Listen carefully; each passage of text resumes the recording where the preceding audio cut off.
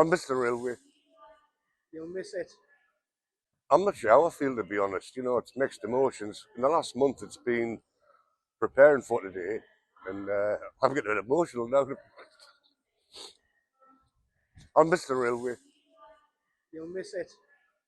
And what are your favourite memories of the railway, Mick?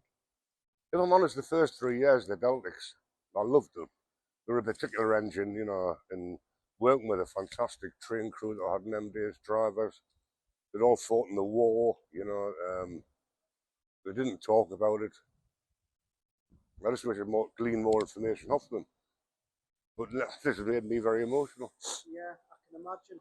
And obviously, you've worked for the railway for, is it 1979, is that right? Yeah, it's 46 years and a half at the minute. I've got my lovely family here, and my wife couldn't make it, sadly. We have issues with dogs at the minute.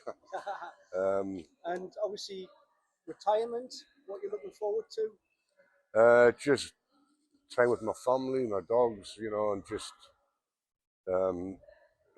helping people, to be honest, you know, doing little jobs and this, that and the other. I've got to be active. I can't sit around watching Homes Under the Hammer. I like to be doing stuff, you know. Yeah. We've got holidays planned in August. We're going to plan a fancy holiday, turn left in an aeroplane at some stage. Yeah. But that's, you know, to be arranged. Yeah. And buy the Chronicle every day. Well, that sounds good to me. Keep me in a job.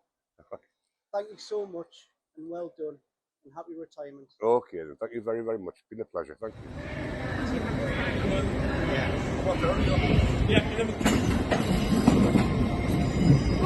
Yeah.